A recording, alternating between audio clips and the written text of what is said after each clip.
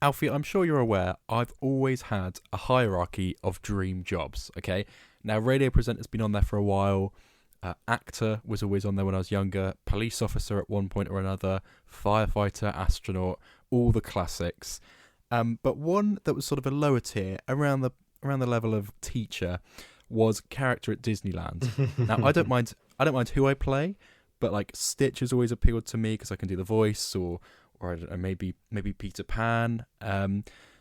But this week I had a little bit of headway in terms of achieving that goal, really, because I got an email from one of the higher ups at BBC Radio Solent asking if for this year's Children in Need fundraiser event, no way, if are you gonna say it? If I can be Pudsey. No way. That's actually amazing. You're going to be sweating so much in that costume. Yeah. I worry that I'm not tall enough to carry off Pudsey, though, because he's quite a lanky guy, I think, in my mind anyway. He's going to have really pruny legs now. I don't think they dye your body hair blonde, or yellow. I think there is a costume you can get in, so I think you'll be padded out fine. Oh, right. Oh, okay. Oh, okay, good. That removes some stress for me. My other fear was, I imagine I probably got to go through some extensive training because there's certain rules that you have to follow if given this mantle. Like, I cannot be seen taking the head off in public. And I'm like, what if I need a wee? Like, I can't stop by a curb or by a bush and just do a piss, can I? Yes, I think this is very important.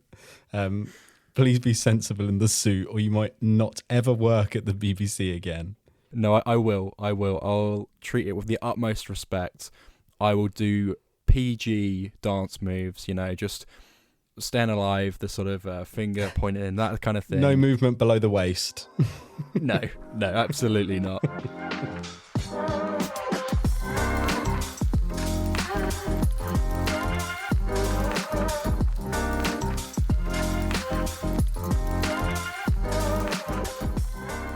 Hello and welcome back to Movie On Up podcast. It's episode 81 with your hosts, me, Adam Barlow.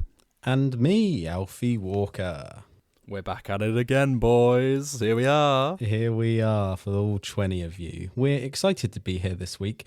Bit of an odd episode, I think. We haven't got much going on, really. I was planning on going to see The Conjuring: The Last Rites, but to do this, I would have to watch all 6 previous films. I've managed to watch 3, so maybe by next week you'll get a review of it. Not much out at the cinema really this week. No big hitters, no sexy little indie films. It seems all a bit quiet on the Western Front. Yeah, you're right. It is a quieter one this week, which is probably a good thing because let's get into it now. We have made an absolute killing at this year's London Film Festival. So last week I went along to the programme announcement. There was a little press event that they did at the BFI South Bank. And this week, tickets were open for purchase for members. So I splashed out £40, which is sort of a donation to the BFI as well. So, it's to a good cause. And I was on it. I was in a waiting queue for about 2.5 hours. I was late to a shift because of it. But we've managed to get tickets to go and see now, I think, 14 films. Pretty impressive. Why don't you now divulge the incident around your charity donation and the amount of which you donated? So, yeah, like McDonald's, Burger King, KFC, they all do it now. Whenever you're buying something, it's then like, do you want to round up and donate this amount of money to charity? And I'm always like, 1 pence? No, thank you. Charity starts at home, my boy. No, I love charity. Hot take. But let's just say I donated more than I perhaps would have liked to, because after spending £400, 400 Great British pounds on London Film Festival tickets, I then didn't see the optional, do you want to donate 10%? And I didn't untick the box, so I've donated £39.75 to the BFI, which is annoying because that's enough for like 2 or 3 more showings. It's actually quite insane. I think I'm so petty. I might have contacted them and asked for my money back. But I think you're a good sport for not doing that. So you're their best paying customer this year, I imagine. Yeah, I bet. I'm certainly up there. My friend Pip did say you should email them or ring them up and say, I'm a student and I can't afford to eat this week. Yeah. Maybe that would have worked. Yeah. So most importantly then, what are some of the big films and small films that we're going to see? So you're there on Saturday the 18th with me, so Indeed. we're going to make sure that's a real fun day. And I've managed to book 3 films for that day. So the first of which is Honey... No, it's not Honey Don't. It's Die My Love. There's so many... I reposted this on my Instagram today. Josh's email is about so this. Many similar... Is it? Oh, Yeah. brilliant. That's perfect. They're all the same. Like, Sorry Baby, Honey Don't, Die My Love. Like, they're all just do this... My relation to you, like how on point. Anyway, it's called Die My Love. It stars Robert Pattinson and Jennifer Lawrence. It's about a woman who moves out to the countryside with her husband or boyfriend, and basically has psychosis and is going a bit crazy. And the trailer's very, very weird and a little bit vague. So I'm not quite sure what to expect from that, but it looks certainly like the type of film you'd see at a film festival. So should be an interesting watch. We're also going to see a film called Saipan. It's a sports drama based on a real story. It stars everyone's favourite Steve Coogan. Very excited for that one. And to round out that day, Alfie, a film I know you really wanted to see, I've managed to get the gala screening, so cast and crew will be present on stage, going down the red carpet, The History of Sound. Emphasise that one, guys. Cast and crew. Hopefully, Josh O'Connor and Paul Mescal will be within like touching distance of us. That is something to look forward to. That was the one I was like, I'd love to see this film at the film festival. And Adam absolutely pulled it out of the bag and managed to get us some tickets. Yeah, the £40 donation was worth it. For that alone, for being able to breathe the same air as Paul Mescal, I'll pay £40. And that then means if we're playing that Kevin Bacon 7 Degrees game, but to Pedro Pascal, we are only one person away. Wow, that's great. I didn't even think about that. God, soon we could be as close to Paul Mescal as Daisy Edgar-Jones is. Wow. Well, I mean, I also saw Daisy Edgar-Jones at the Twisters last year, so I'm only 2 people away, aren't I, at the moment? God, you're basically his boyfriend, Adam. I basically am. Oh my goodness, guys, it's official. We can but dream. But no, speaking of Daisy Edgar-Jones, that's one of the films we're going to review today. She stars in a film called On Swift Horses, which I kept calling Slow Horses, but that's something else. That's old man farty Gary Oldman. Yeah. Can confirm there's no farting in this film that I remember. Maybe another type. Terrible. No, cut that out. Well, speaking of the film, Adam, why don't you take it away? Why don't you review it? Tell us your opinions on Swift Horses. There we go. So this is quite an interesting film in that it wasn't marketed at all. I hadn't seen a trailer for this. I hadn't even seen a poster in the Odeon. And yet they're doing 2 showings a day of this film. If you do look up the poster there, you'll see it's got a pretty good cast. It's got everyone's favourite Jacob Elordi, Will Poulter, and Daisy Edgar-Jones of Twisters fame. And she was in that film called Fresh with Sebastian Stan on Disney Plus a few years ago. And of course, starring opposite Paul Mescal in Normal People, right, on BBC. So a show, by the way, that I must get around to seeing. I've heard incredible things. I just know that it's going to break me. But I think now we're in the autumn season with this weather, I can kind of snuggle up and maybe throw on an episode each day and sort of get through it in a week or so. It's definitely a winter watch, like the Harry Potter films.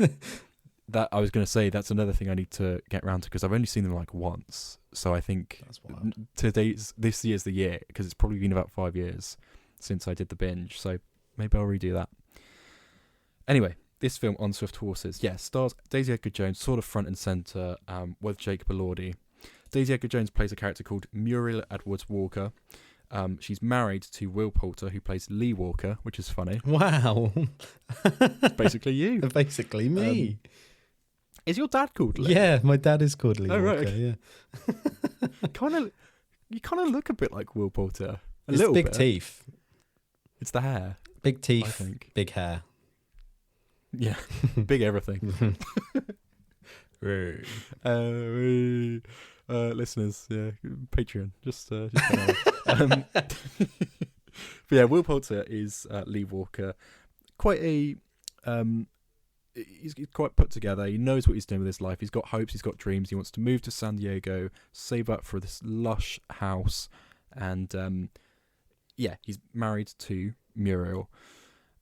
She's kind of a little bit more free-spirited, I guess, a little bit quiet, a little bit introverted, not quite sure what she wants out of life, but she is reluctant at first to say yes to his offer of engagement. She eventually does on Christmas Eve, and it's the same day where Jacob Elordi, who plays Julius Walker, Lee's younger brother, he has been discharged from the army. They both served in the Korean War, but he's very daring. He got shot in the arm, though, and has been discharged as a result, or at least that's what he tells others. It later transpires that he's very much a free spirit. He's a gay character, and he decides, rather than moving out to San Diego, he decides to move to Los Angeles, where he gets a job working at a casino. Notes from the editor. It's me, Adam Barlow, from the future. I've just noticed I may or may not have said Los Angeles when I meant Las Vegas.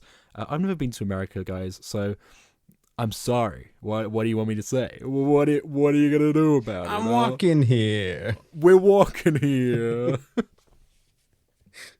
Fade out.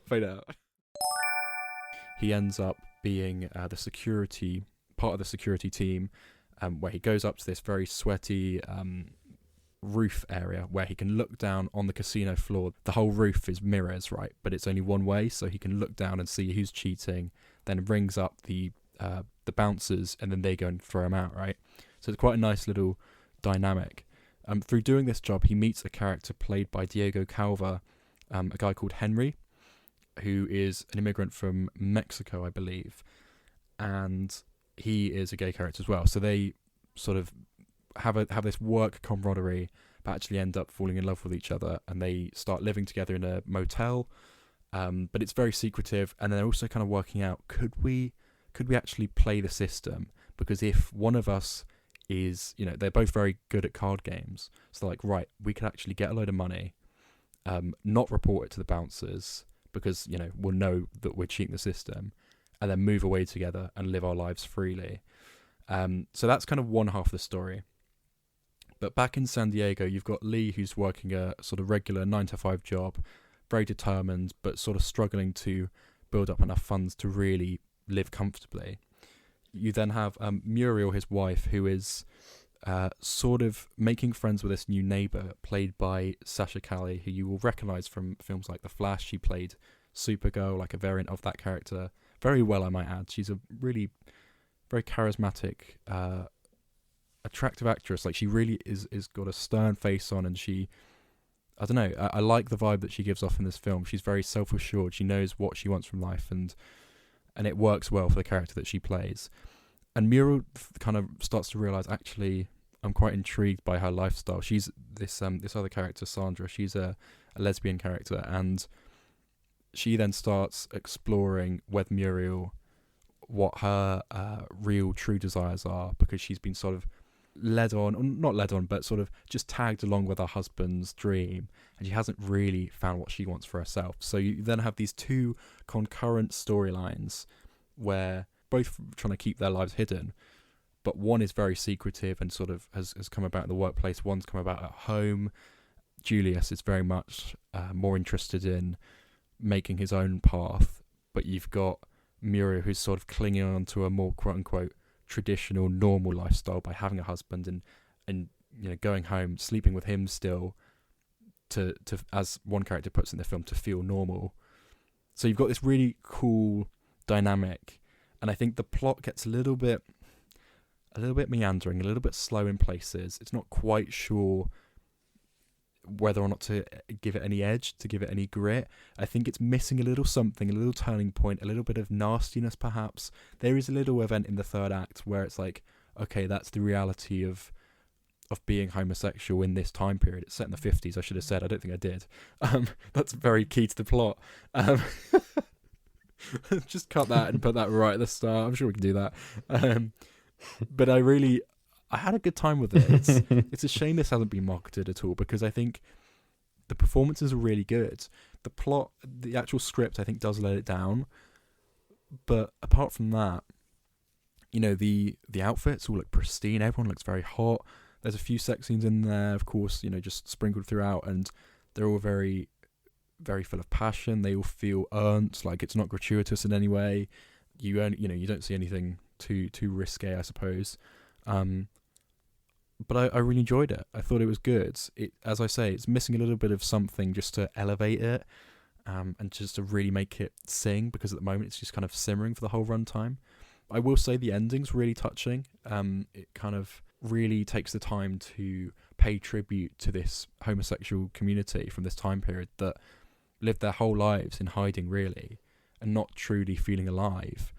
But they just meet up in motels and in the shadier parts of town, and they go to a hotel at the end where there's this whole board of missing people, where they've had like one night stands, or they've had flings for a couple of weeks in a summer, and they're like, here's my number, call me if you ever return to this place. And it's really nice. Like, it's a really heartwarming idea. I think it just hit me, and I really enjoyed it.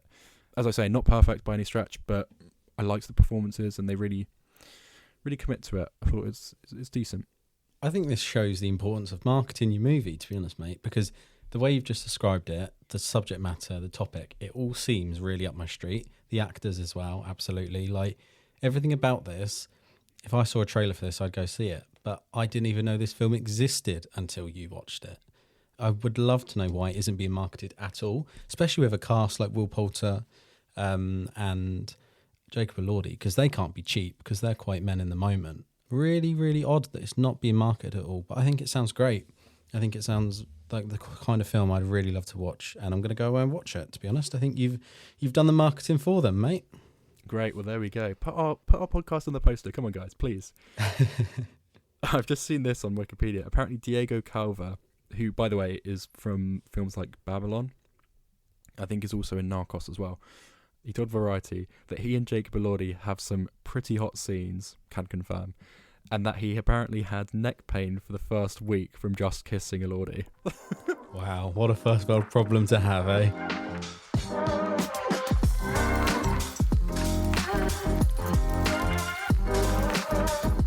We're changing up the formula this week. We haven't got as much to review, so we're going to throw Josh's review in here as a kind of a third member of Moving Up, let's be honest. I'll read you the title of this email because I think it's quite important. Lads, don't put yourselves through Honey Don't. And so we didn't. Yeah, yeah, right. So we listened to Josh's advice and we didn't. Dear Smoke and Stack. Titles. Every film needs one. In a way, titling your film, TV show, song, album, etc., etc., is almost as hard as creating the work itself. For every great title like Jaws or Back to the Future, there's an absolute stinkers like The Bye Bye Man, Santa with Muscles, or Sharknado 5, Global Swarming. Then there's a special category of title, the ones that lead themselves to wordplay or puns at the hands of those pesky critics.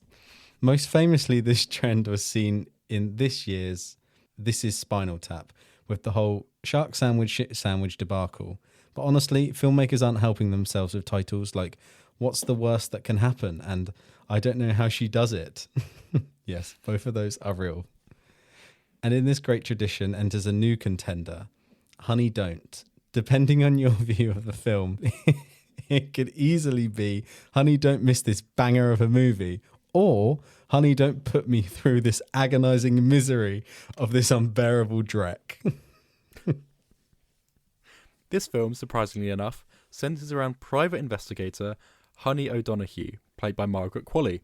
One day, Honey is called to a crime scene for what appears to be a car accident, except the driver is a woman whom appears to have been a prospective client of hers. Honey then takes it upon herself to discover why this woman required her services. Along the way, Honey enters a relationship with her police contact MG Falcone, played by Aubrey Plaza. Meanwhile, the dead driver was a member of the Four-Way Temple, led by Rev Drew Devlin, played by Chris Evans, who, when he isn't sleeping with members of his congregation, is using the church as a front for selling drugs on behalf of French traffickers. During all of this, there's also a debacle involving one of Devlin's henchmen killing a man for coming on to him. This dead guy's partner also being a client of Honey's. Devlin then ordering the death of that henchman. Instead, the other henchman kills the first henchman's abuela. Then there's a series of situations involving... Then there's a situation involving Honey's niece, Corrine, first after she is beaten by her boyfriend and eventually gets kidnapped. If this all seems like a jumbled mess of a summary, frankly, this is the way the film presents itself. Oh, and there's also a homicide detective played by Charlie Day from It's Always Sunny, who refuses to believe Honey is a lesbian. Okay. It's not the reverend who's selling drugs on the front of his church that he can't believe. It's the lesbians exist. The biggest issue this film has, like Drive Away Dolls before it, is that the screenplay is all over the place. So many story and plot threads are haphazardly scattered through the film, and by the end of its brief 89-minute runtime, you're left with more questions than answers. Admittedly, a lot of those questions are what was the point of X character or Y plot point. My big hope after Drive Away Dolls, which I'm one of the few people who actually liked the film, I felt its goofiness, charm and wit made up for a lot of the film's shortcomings, was that in the interim they'd learnt the skill of script editing. Alas, they did not. Even more surprising, given that Ethan Coen had been co-writing and co-directing films for over 40 years, and his co-writer/wife Trisha Cook had been working on his films for almost as long. Ultimately, despite the film billing itself as a detective story, the investigation itself doesn't matter. There are no real conclusions to it all and no answers, almost as if Ethan Coen had believed the investigation that he had dedicated so much of the plot to isn't worthy of a conclusion. In the film's favour, however, Margaret Qualley, as she was in Drive Away Dolls, proves that she is in many ways the perfect heroine for these films. Qualley does such a superb job in her role, and that it's a shame that the material she's given to work with is so poor. The same goes for the film's supporting players, whether Chris Evans, Aubrey Plaza, Charlie Day, or any of the rest of the cast, each two of whom feel so underwritten that they are totally wasted in their roles. All in all, I have to cede to the Letterboxd review that suggested that if enough people work together, maybe we could all devise a Parent Trap style scenario to get the Coen brothers working together again.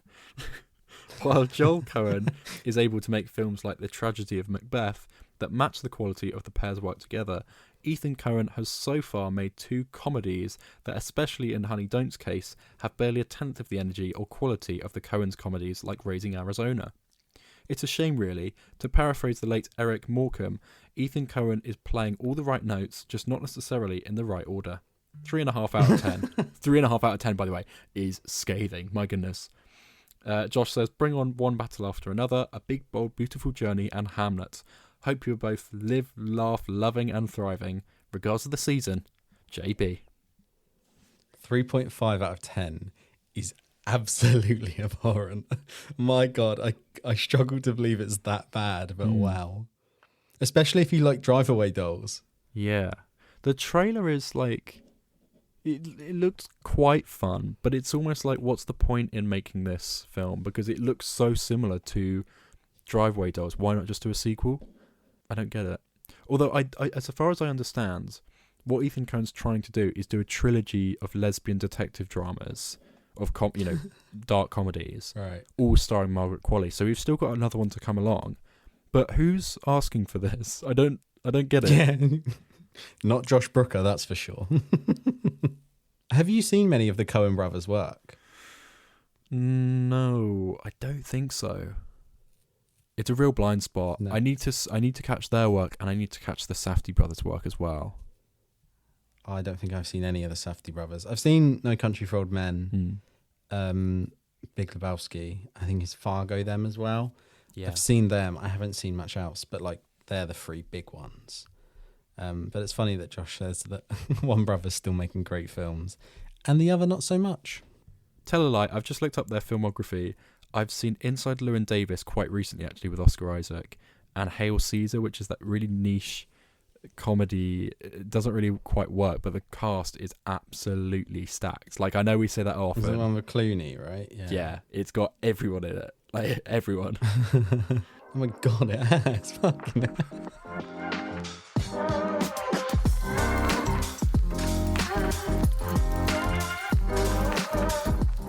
Now, on this week's episode of Random Shit to Fill Time, because there's no films out, Adam went to the cinema and caught all 3 Indiana Jones films.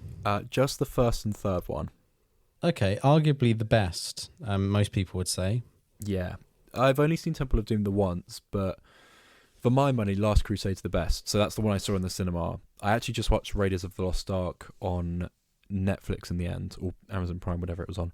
But I really like these films. Alf, you'll know I watched these for the first time when Dial of Destiny came out a couple of years back, and I really enjoyed them. It was a real delight to go through them. I was never really, I think maybe I was a little bit scared when I was younger to watch them, because like they are gift a lot, but just the moments where all the bad guys die. So it's like people's faces melting and people turning old in like seconds, and it's horrible. But it's kind of nice to see it in context, and it does work because they are evil people. So like it's fine. Well, by evil people I mean Nazis. So yes, yes they would. But I love these movies. I know you've been a fan of these films for a long time. Yeah, such a big fan of them. I'm gutted I couldn't catch them at the cinema. We spoke probably last week, about how the Odeon is showing the Pirates films, it's showing the Indiana Jones films. I'm jealous that you got to see these on the big screen. We were speaking a little bit, weren't we? And I said that my opinion of the middle one, so of Temple of Doom, is very much of my opinion of Star Wars, whereby my personal favourite is Temple of Doom, but I'm aware that most people's favourite is not that, and people regard it as a little bit juvenile, maybe a little bit too, not juvenile maybe in this case, but yeah, a little bit sort of doesn't hit the peaks of the others. And so I appreciate that most people's favourite is Last Crusade, and that is the better film. But my personal favourite is Temple of Doom. I do love it. It's the same way I think that Return of the Jedi is my favourite Star Wars film, but I'm aware it's not the best one. Yeah, that's fair enough. But that's nuance right there. That is nuance. I think we'll both agree that the original trilogy, head and shoulders above Crystal Skull. I really don't like that film. There's just something, it just feels really soulless. Even watching it recently. Feels so off. Yeah. I don't think I can really even pinpoint what it is about it. I know it feels very washed out, colour palette wise, and it just doesn't feel like an Indiana Jones film in any way. And it's directed by Spielberg as well, which is crazy because you think he'd be getting it, right? He's the one who, George Lucas and Spielberg are the ones who created the whole franchise. Like, you think he'd still have the magic for it, but no, there's just something about it. It just doesn't work for me, and it's definitely my least favourite. Yeah. The problem is, and I think we probably spoke, well actually we never reviewed Dial of Destiny on the podcast. That was before the time that we started it, but I think we were both pretty big fans of it because you saw it quite a few times, didn't you? I think it's maybe my most viewed film at the cinema. Yeah. How many times did you catch it? Yeah. I think 5. Jeez. Yeah, that beats me. I think I watched definitely 4. Yeah. Maybe 5. I've only watched it once on home release as well. I'd like to go back and watch it again, maybe at Christmas or something. Yeah, I think I will join you on that because I've only seen it in the cinema once, but I remember it being out on just a lovely day. I went along with Josh Broker to watch it, I think, and we both bought an Indiana Jones Funko Pop beforehand. I think I got the one where he's got the jacket on, which is, just such a great look for him. Like, it's really fun. I remember taking that, putting it on the seat next to me in the cinema. We watched it in iSense. It was like the first showing of the day. Lovely weather, and I really enjoyed it. I think Mads Mikkelsen's a great villain, like one of the franchise's best villains. And it's got great humour, like the edit that people have done where he gets hit in the face by that sign on the train. So good. Never fails to make me laugh. Like, I'm smiling just thinking about it. And Toby Jones, great performance from him in there as well. It's great fun. And I love the final act. I know some people are like, I don't want to see a suicidal Indiana Jones, and I'm like, to an extent, neither do I. But it's not that. It's someone that's so in love with his passion that he's like, leave me here. Like, I'm fine here. And it is bittersweet, but the ending's lovely, and I get people's issues with it in like it's a legacy sequel, but I think it's quite good. And it's bag in the middle. I will say that it's bag in the middle for sure, but I really like it.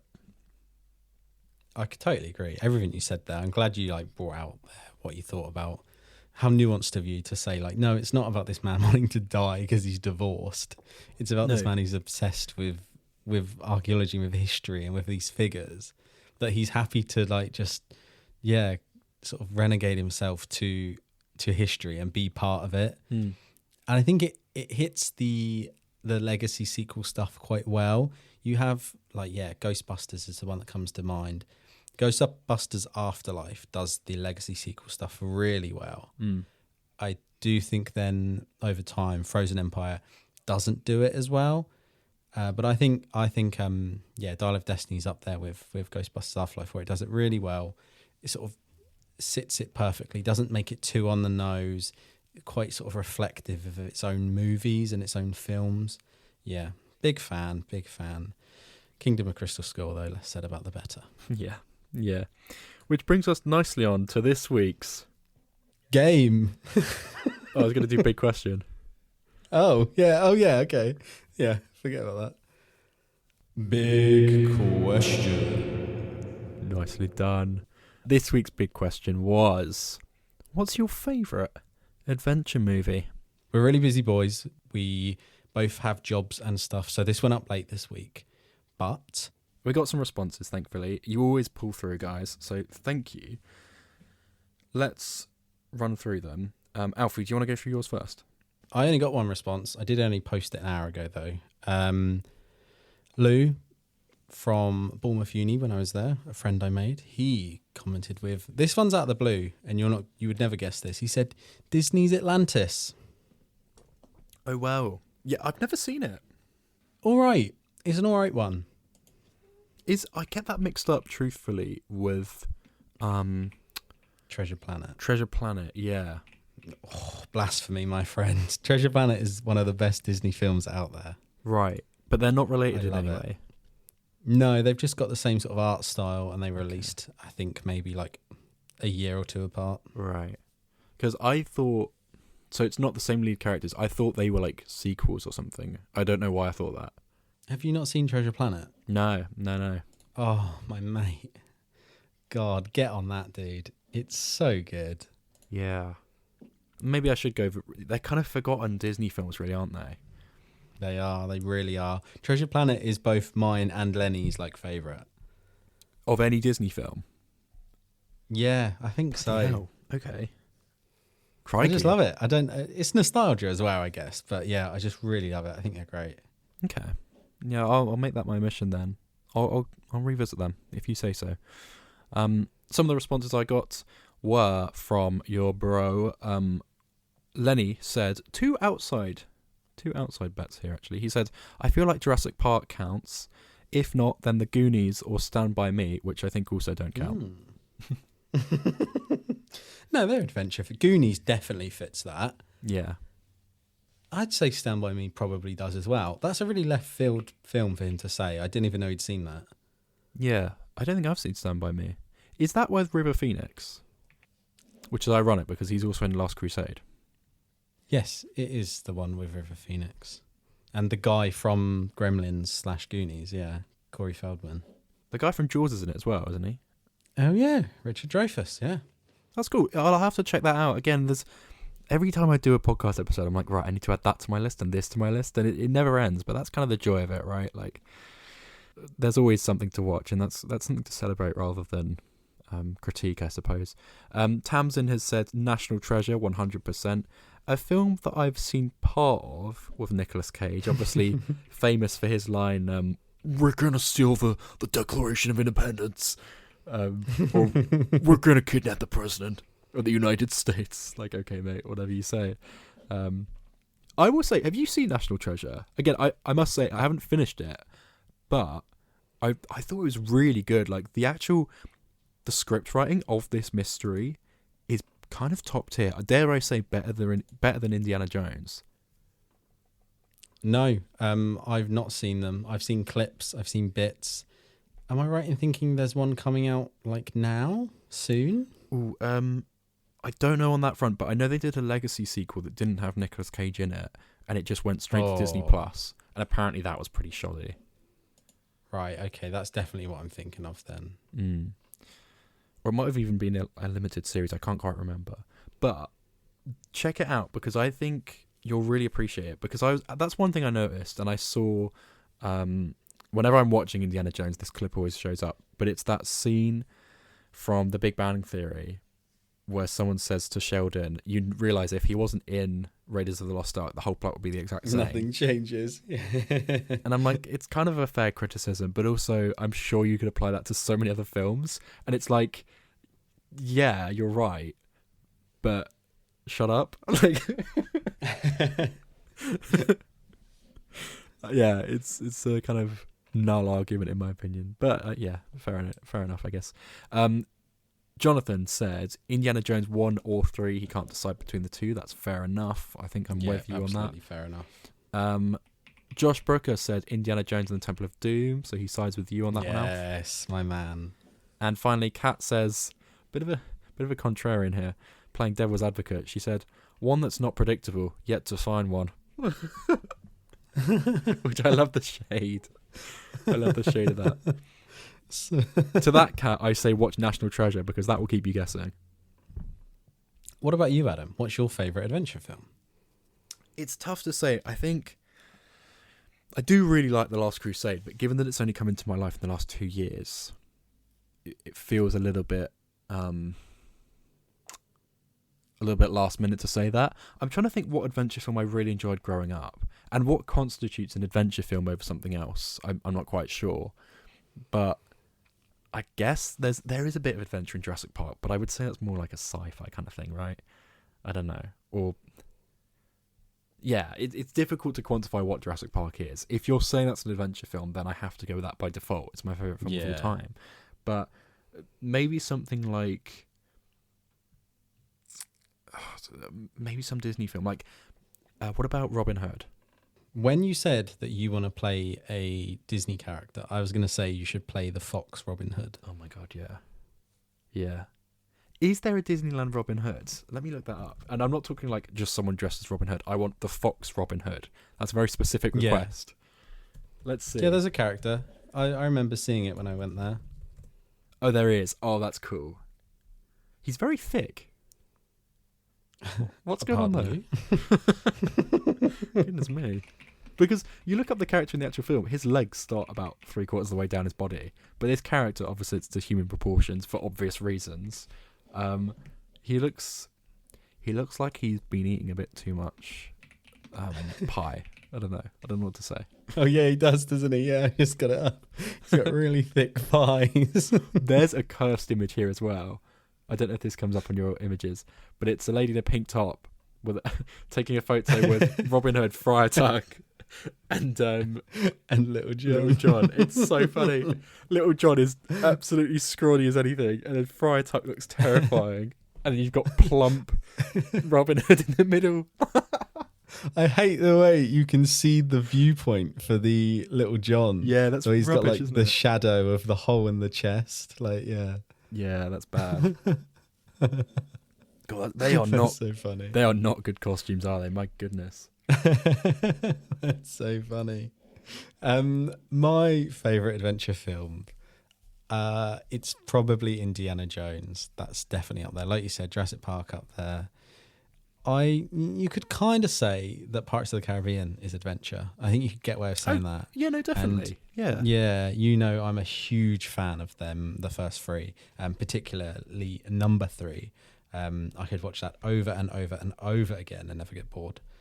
So that's definitely up there for me. And you could get away with saying Lord of the Rings is adventure as well, really.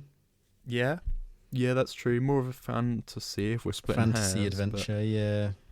Yeah, it is difficult. I think adventure isn't really a category of film, is it? It's not a genre, I wouldn't say. I mean, apart from Indiana Jones. But if it's not Indiana Jones, it's National Treasure or Uncharted, which is just Indiana Jones, right? Like Just Indiana Jones, yeah. I think arguably, yeah. Madagascar.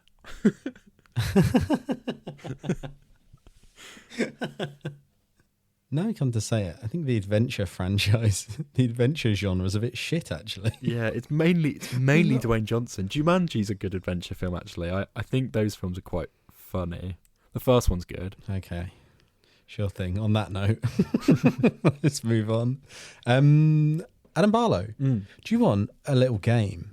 Yeah, absolutely, Alfie. Hit me. So it's based on us talking about adventure. I'm going to give you some reviews for Indiana Jones films. You've got to guess which one it's talking about. Okay. First review. What was with the child slavery? Minecarts are fun, though. Temple of Doom. Yes, well done, my friend. I was trying to think if there was any minecarts in the Crystal Skull, but I don't think there is. No, just swinging on trees with monkeys. Yeah. Oh, goodness, I forgot about that. Yeah, that's so bad, isn't it? How can you forget about that, mate? And the giant ants. On Last Crusade, while I think of it, having watched it on the cinema last night, what really struck me was I think it is a perfect movie. Probably more perfect than Raiders of the Lost Ark just because it has the heart in it. I think it's so good with Sean Connery as the dad. He's so brilliantly funny. Marcus is a great side character, as is Salah. Both of them having their silly cutaway gags, brilliant. You've got, I mean, apart from Marion in the first film, you've got probably the best heroine in it, who is like, you're never quite sure which side of the coin she's going to land, right? Like, you don't know which affiliation she's going to ultimately side with. The villain is just annoying, like he deserves what he had, his comeuppance rather. The set pieces are really excellent as well. Yeah. I'd forgotten just how long that tank scene goes on for. Like that is, if you saw that in a film that came out like this year, you'd be like, that's a brilliant That's your set final piece. act. Yeah, it's brilliant, and then it goes on from there. And like, my goodness, and it's got to be 20 minutes long, like 15 minutes easily. And it just elevates and elevates and elevates in such a just perfect keeps going way. and going and going. Yeah, when he nearly gets like run over, the rocks nearly hit him, he gets crushed, and it just like, and then he gets up and it just keeps going, and then they're nearly falling off the cliff, and then it keeps going and it keeps going. It just doesn't, they don't ever get any closer to the cliff. It just keeps going. It's genius. It's Spielberg at his best, I've got to say. And something that I always appreciate is when a film has a lot of texture, right? And I mean, like, it has that with the music, of course, with the characters, but with the locations and with the vehicles they use as well. They go to deserts, they go to cities, they go to different places at different times of day, which I always enjoy. I don't think that's something that was maybe missing in films like On Swift Horses, right? Where that is very much like, it's like a sandstorm's always coming in, as you said. And it lacks a bit of texture, as I like to call it. But with The Last Crusade, you have boats, you have cars, you have motorbikes, you have planes, you've got an airship, a blimp, you've got a tank, you've got horses. Like, it goes on and on. It's great. Well, after that, number 2, Letterboxd review. Harrison Ford in slutty little glasses, winky face. Ooh, this could be any, right? Because he's a teacher in all of them. Also, by the way, he must be the worst teacher, because he is disappearing for months on end, or for weeks, without any contact. When he climbs out of the window when they all like try to get in his office. Yeah, I will see each and every one of you in turn, and then leaves. Just goes. Genius. I'm gonna go with the first one. Yeah, well done, my man. Good work. Remember the girl that's got the like "I love you" written on the eyelids? Terrifying. It would have been funny if the Harrison Ford in slutty little glasses comment was based on Dial of Destiny. Letterboxd review number 3. Han Solo and James Bond really said, "Fuck them Nazis." Yeah, of course. Last Crusade. The only one where they don't deal with Nazis is the 4th one, right? Because it's Russians instead. Yeah, because there's Nazis in the 4th one, aren't there? They're like ex-Nazis are like, well, we're coming back. Ooh. Yeah. But are there Nazis in the second film, though? Oh, no, you're right. They're just, they're just cult leaders, aren't they? Yeah. Which is worse? That's the big question for next week. Would you rather go to a tea party with cult leaders or Nazis? Or Nazis. And why? Review number 4. A gripping drama about about a dementing geriatric archaeologist who thinks he's having an adventure while in reality he's being spoon-fed porridge. Oh, surely Dial of Destiny, right?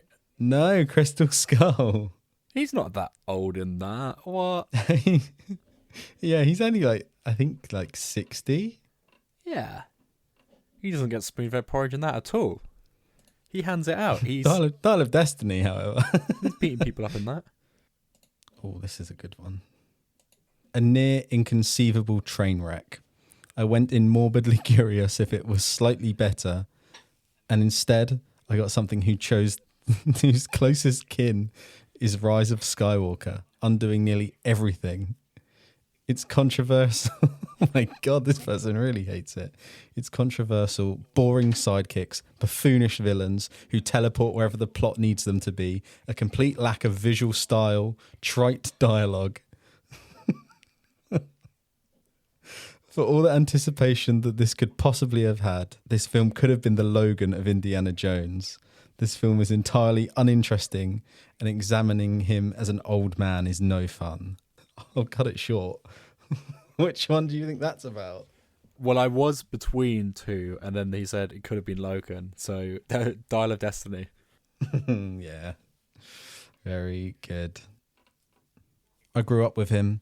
He's still hot. Cried. Is that it? Yeah.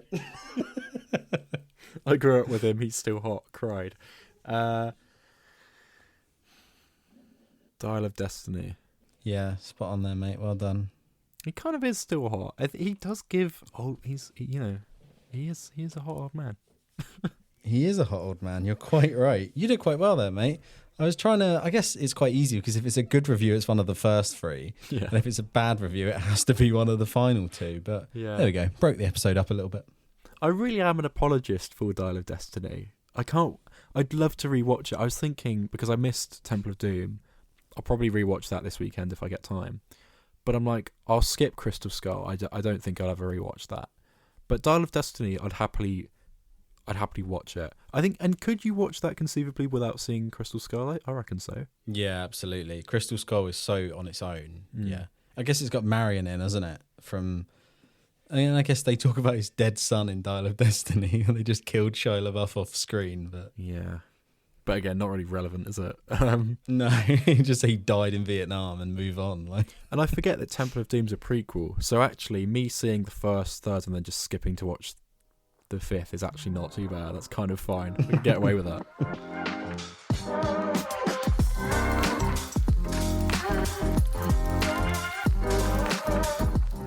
A slow week this week. We've got a couple of decent ones next week to review for you. I think we're both going to be watching The Long Walk, the Stephen King adaptation. That looks exciting. I'm sure Adam Barlow will also be catching Downton Abbey, the grand finale. I don't know about that. I've got nothing against Downton Abbey. I'm sure I've said on the podcast. I haven't seen any of it. Right? Not any. Not a minute of it. That shocks me. Really. Mm. My parents watched it all, and my grandparents have seen all of it, plus the first film, I think. But I did see... It's got more than one film. I didn't know that. Yeah, this is the 3rd film, mate. Jeez. Yeah, it's capping off... Hugh Bonneville must be absolutely raking in the cash. Yeah, he is. That and Paddington. Goodness me. Yeah, fair play to him. Look, I think it looks lovely. The trailer, as I said, looks really sweet and quite funny. And I did see that Friday nights at the Odeon, they're doing a 7 p.m. showing. I think tickets are £25 or something. But they do a free, obviously you pay for it, a wine tasting session before the showing. Just so good. That's so on point. My goodness. Do I just go for the wine and leave? Yeah. Imagine doing wine tasting in the Odeon. Like, what? Yeah. Because they've got a bar area and they don't use it in Bournemouth. It's really irritating. They should definitely serve drinks, like cocktails.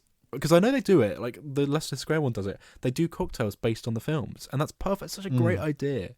Because if I went to see a film, all it needs to be as well is open on Friday or Saturday. Just 1-2 members of staff there. That's all you'd need.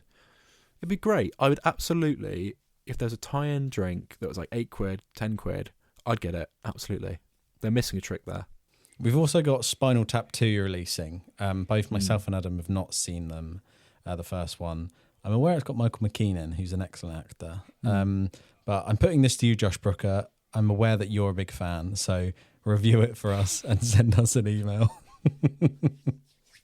Yeah. Spinal Tap 1 seems like a fun time. The reviews for Spinal Tap 2, however, 2 stars from Empire, and they said it's heartbreaking to see a film be this unfunny. So, Scolding. My goodness. Yeah, Empire do not mess around. If you'd like to get in touch, just like Josh Brooker does, just like Lenny Walker does, you can do that too. Please email in, give us a review, give us some feedback, tell us what you've been watching. Let us know if you've kept up with Alien Earth, because we sure haven't. You can email in. It's hello@movieonup.com. You can also go to our Instagram and TikTok. The handles for both of those platforms are at @movieonup. See it, say it, sorted. Is it see it, say it, sort it? Or is it see it, say it, sorted? It's see it, say it, sorted, I think. Because, and they did an interview about this on Capital FM with the guy who does the announcement, or the girl who does the announcement, I can't remember. But they asked that question. Of course they should. Great journalism over there at Global. And they said it's sorted because they don't want you yourself to sort it, because that's dangerous. Wow. And on that bombshell, thanks for listening.